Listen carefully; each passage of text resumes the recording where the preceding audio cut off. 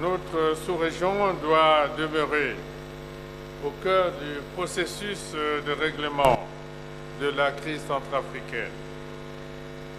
En cela, la feuille de route pour la paix en République centrafricaine qui va nous être présentée au cours des présents travaux confirme notre engagement inlassable et notre mobilisation sans faille au bénéfice de ce pays frère. Il nous faut agir et accompagner le peuple de Centrafrique. Nous osons espérer que tous les acteurs politiques et sociaux impliqués regarderont enfin dans la même direction,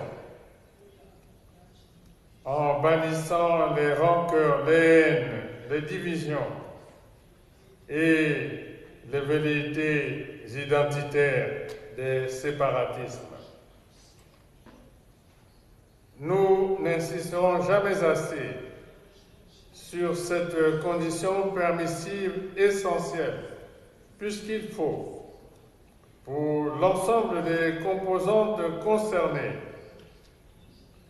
transformer les poches de haine, des peurs et les incompréhensions encore sourdes aux appels incessants de la paix en un socle de patriotisme au service de l'acceptation en tant que frères et sœurs.